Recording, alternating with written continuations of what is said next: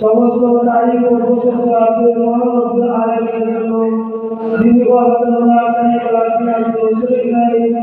যিনি আপনাকে আমাকে আঞ্চলিক ভাষা এবং কিছু বলার এবং কিছু শোনার তৌফিক দান করেছেন।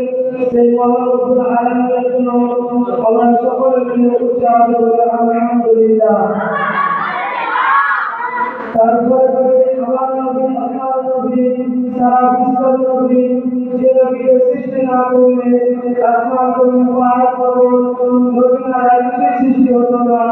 এরপরে 18,000 মানবগান কিছুই সৃষ্টি হতো না।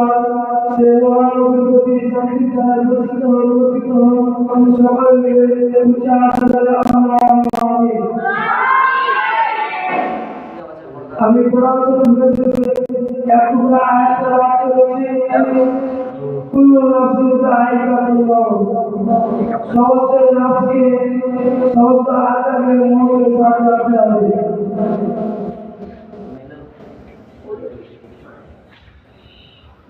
একদিন বিশ্বনবী সাল্লাল্লাহু আলাইহি ওয়াসাল্লাম সাহাবাদের সাথে মসজিদে নববীতে বসে কিছু আলোচনা করছিলেন। সেই আলোচনার সময় আমার নবী সারা বিশ্বের নবী বলছেন,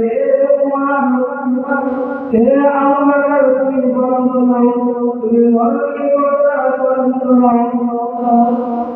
তারপর হযরত আবু বকর বলছেন, ইয়া রাসূলুল্লাহ, ইয়া হাবিবাল্লাহ, আমি মরণকে এতটাই স্মরণ করি, এতটাই মনে করি, যখন আমি জোহরের নামাজ পড়ছি, জোহরের নামাজ পড়ার পর আসরের নামাজ পড়তে পারবো কি পারবো না আমি মস্ত পাই না। তারপরে বিশ্ব নবী বলছেন, হে আবু বকর, তুমি মস্ত বলো। তারপর বিশ্ব নবী বলছেন, হে উমর, তুমি বলো তুমি মরণকে কতটা ভয় করো, কতটা স্মরণ করো? তারপর হযরত উমর দাঁড়িয়ে যাওয়ার পর হযরত উমর বলছে, ইয়া রাসূলুল্লাহ, ইয়া হাবিবাল্লাহ, আমি মরণকে এতটাই স্মরণ করি, এতটাই ভয় করি, যখন আমি আসরের নামাজ পড়ছি, আসরের নামাজ শেষ করতে পারবো কি পারবো না, এতটুকু আমি ভরসা পাই না। তারপরে বিশ্ব নবী বলছেন, হে উমর, তুমি বসো বসো। তারপরে বিশ্ব নবী বলছেন, হে আলী, তুমি বলো তুমি মরণকে কতটা স্মরণ করো, তুমি মরণকে কতটা ভয় করো? তারপরে হযরত আলী বলছেন, হযরত আলী দাঁড়িয়ে যাওয়ার পর হযরত আলী বলছেন, ইয়া রাসূলুল্লাহ, ইয়া হাবিবাল্লাহ, আমি মরণকে এতটাই স্মরণ করি, এতটাই ভয় করি, যখন আমি রুকুতে যাই, তারপর রুকু থেকে উঠতে পারবো কি পারবো না, আমি এতটুকু ভরসা পাই না। তারপরে বিশ্ব নবী বলছেন, আলী তুমি বসে যাও, বসে যাও।